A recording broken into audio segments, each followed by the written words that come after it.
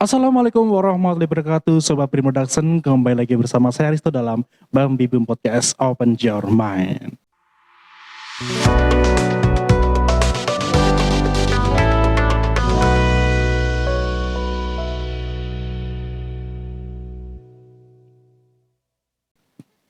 Baik teman-teman, hari ini kita datangkan tamu spesial ya, tamu seorang farmasi. Beliau juga guru di SMK Kesehatan Bakti Indonesia Medika Blitar. Langsung saja kita kenalan, silakan Bu Firnanda. Ya, perkenalkan dulu, nama saya Firnanda Rafiulia Azhar. Selain sebagai guru di sini, saya juga bekerja di salah satu apotek yang ada di Kabupaten Blitar. Gitu. Berarti apoteker ya Bu ya? Iya, alhamdulillah. Gelarnya double berarti ini? Gelarnya double? Gimana? Sarjana farmasi apoteker gitu? Iya. Oh double. Panjang sekali ya, biasa kayak panjang berarti ya. Iya Pak, lumayan. Itu lumayan katanya.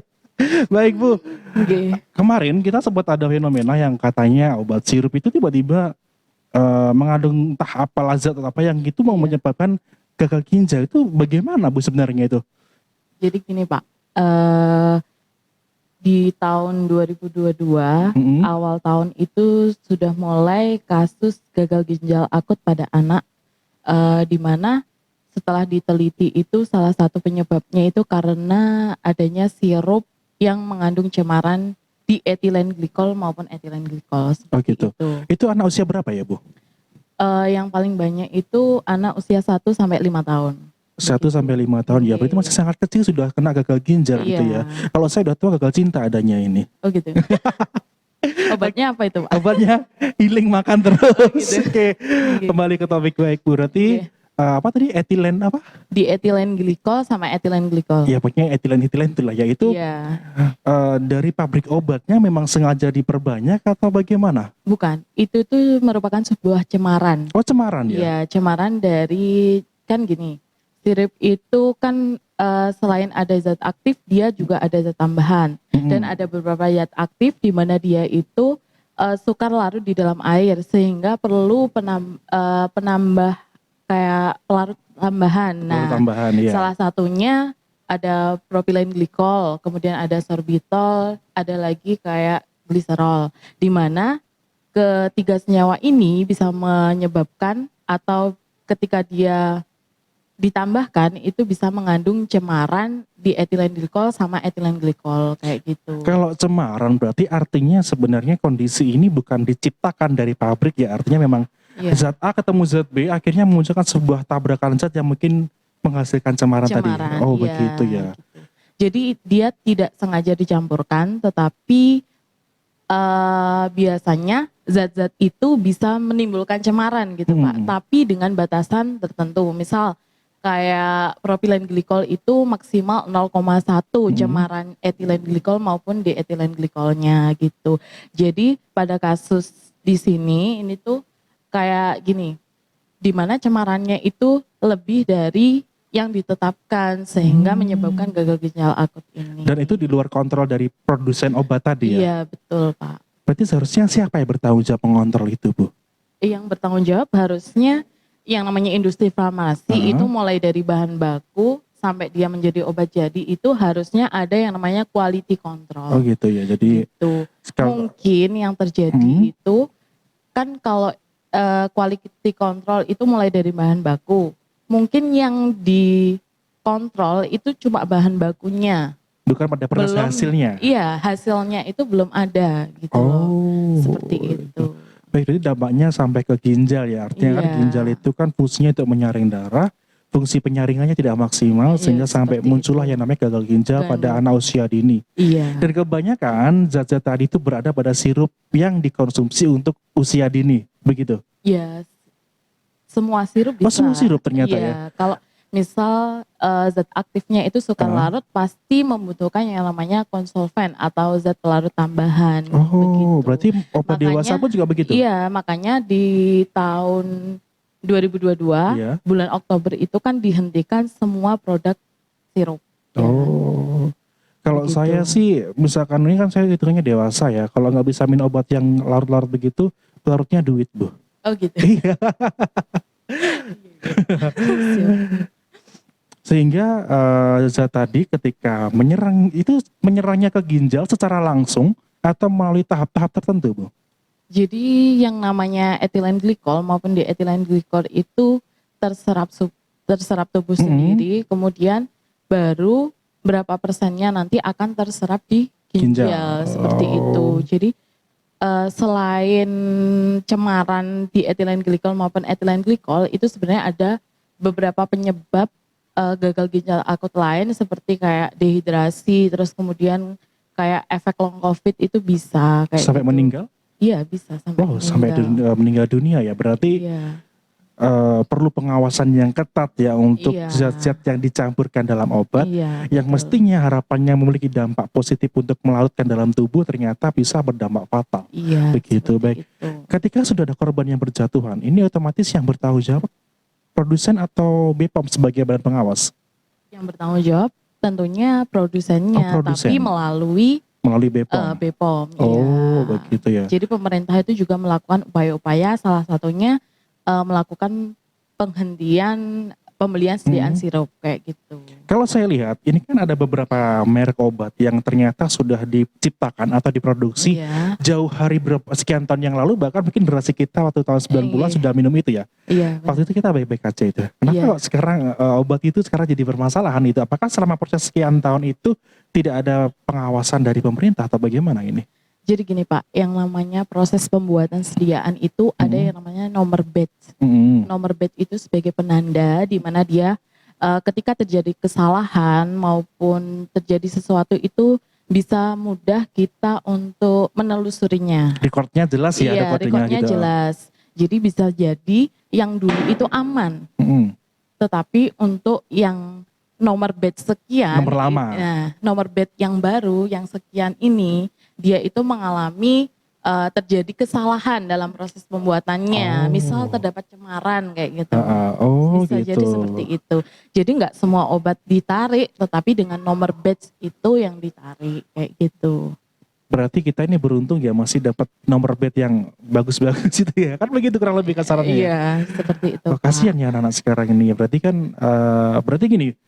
Obat A, sirup A ini, misalkan saya sebagai produsen ya, saya memproduksi ini pada tahun 90 misalnya, dengan nomor batch-nya 111 misalnya gitu ya.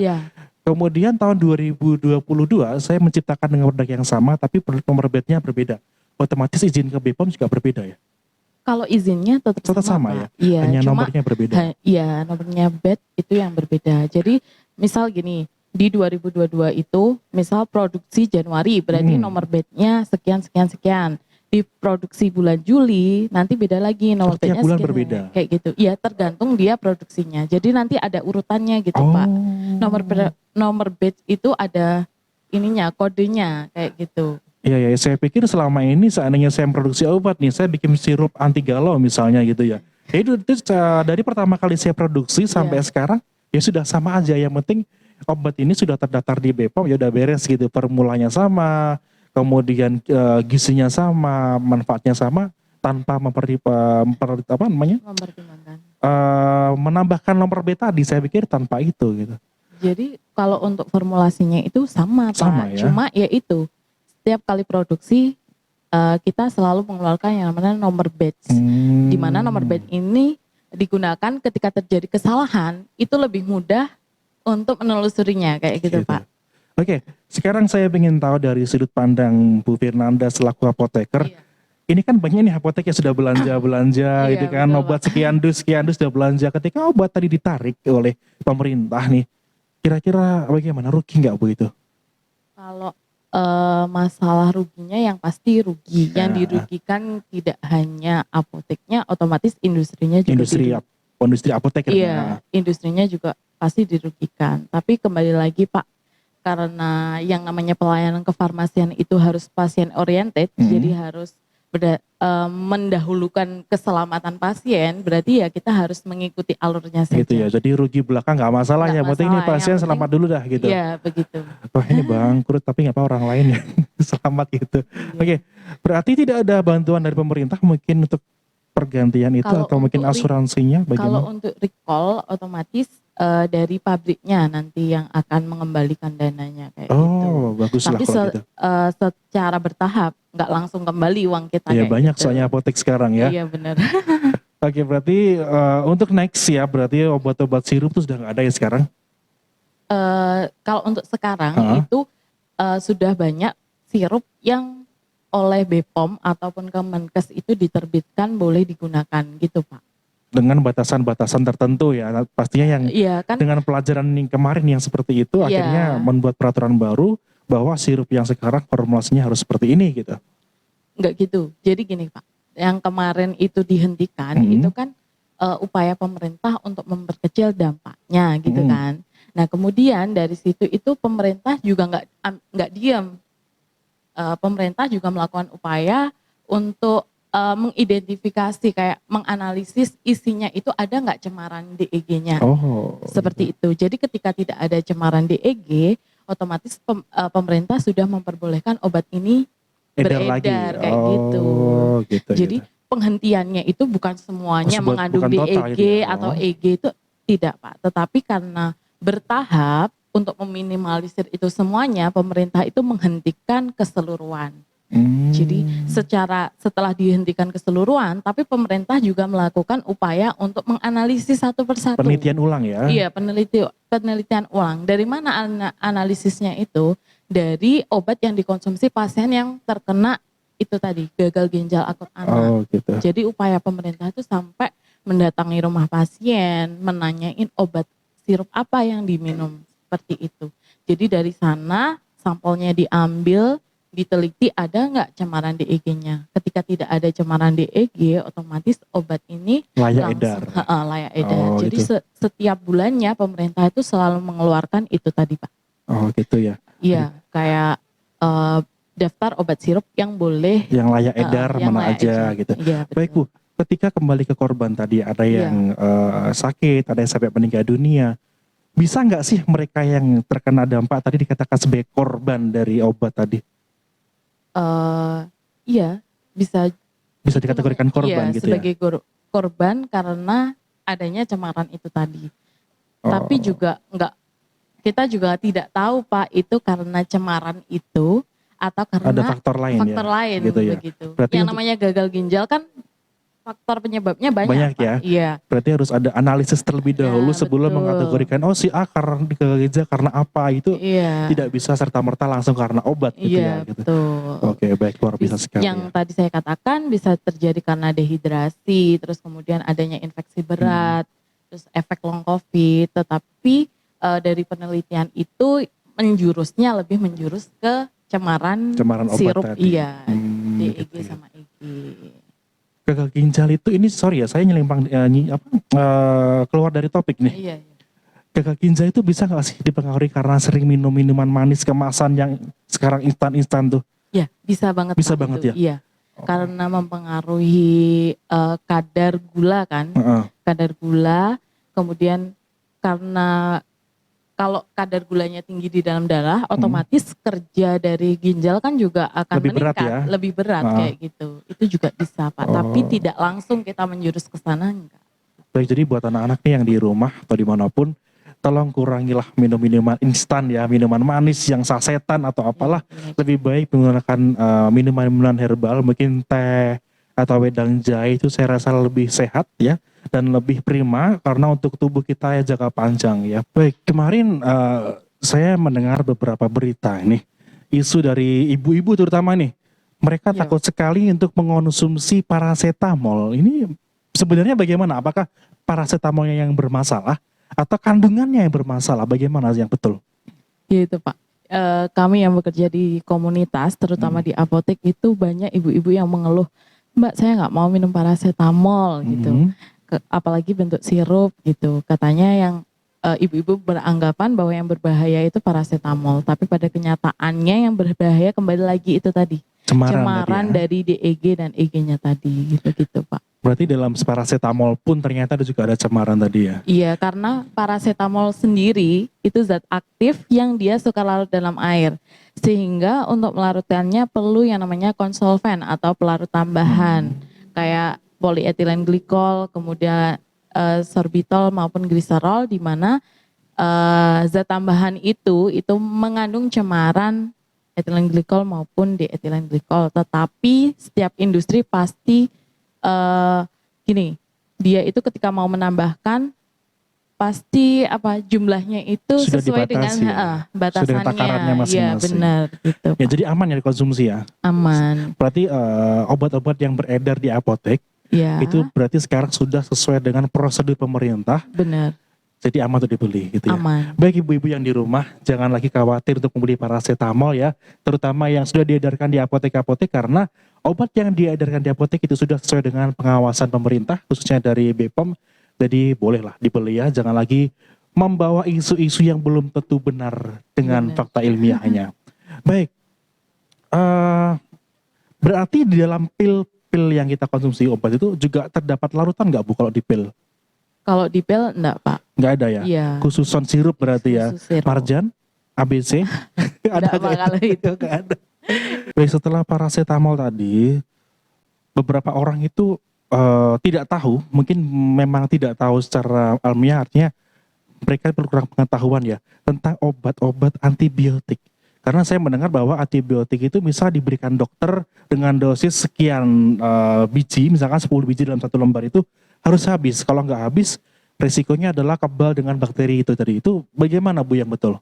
Iya benar Pak. Jadi untuk obat-obat antibiotik itu sebenarnya tidak boleh dibeli tanpa resep dokter seperti itu. Jadi kenapa nggak boleh dibeli tanpa resep dokter? Karena takutnya ketika dibeli sembarangan, apalagi belinya di warung, nggak tahu takaran minum yang benar, cara minum yang benar. Harus kalau misal 3 kali sehari nih, itu gimana? Kan orang awam 3 kali sehari otomatis pagi, siang, malam gitu kan. Yang benar itu kalau misal 3 kali sehari setiap 8 jam sekali kayak gitu. Jadi bukan takaran seperti makan ya, kalau makan kita sarapan, siang dan dinner gitu ya. Jadi obat itu bukan seperti makan gitu ya sebenarnya. Iya, kalau antibiotik khususnya gitu antibiotik berarti kalau 3 kali sehari berarti tiap 8 jam sekali. Oh begitu. Kalau misal anjurannya 2 kali sehari berarti tiap 12 jam sekali, seperti itu. Nah, jujur li, saya pernah beli antibiotik tanpa sepengetahuan dokter ya. Tentunya obat-obat yang sering beredar seperti amoxicillin. Nah, benar. Pernah luka kegores apa gitu, sama orang-orang sekitar, suruh beli aja amoxicillin, ntar dilembutin, ditabur di lukanya itu bagaimana itu? Ya, itu banyak Pak terjadi di masyarakat. Antibiotik dibeli, dihancurkan, kemudian ditaburkan, itu nggak boleh, tentunya berbeda. Kalau yang namanya sediaan tablet, otomatis dia penggunaannya secara oral, diminum, begitu. Kalau yang ditaburkan ada sendiri, kayak bentuk salep, kemudian ada juga antibiotik tabur itu ada sendiri. Iya betul. Berarti sebenarnya nggak boleh ya? Nggak boleh. Itu malah memperparah luka ya gitu ya? Iya, memperparah, digunakan yang bukan semestinya kayak gitu. Oh, jadi segala sesuatu, ingat nih teman-teman, segala sesuatu yang tidak tepat pada fungsinya hasilnya tidak baik gitu ya. Masih bersama Mario Sepuh. Ya, baik, terima kasih Bu Firnanda sudah datang ke studio kami yang masih ala kadarnya ini. Next time kalau ada event kita ngobrol lagi ya. Karena masih banyak lagi isu-isu obat yang pengen kita angkat nih. Termasuk nanti isu ganja dan lain sebagainya gitu ya. Baik, terima kasih teman-teman, masih bersama saya Aristo dalam Bambi Podcast. Open your mind.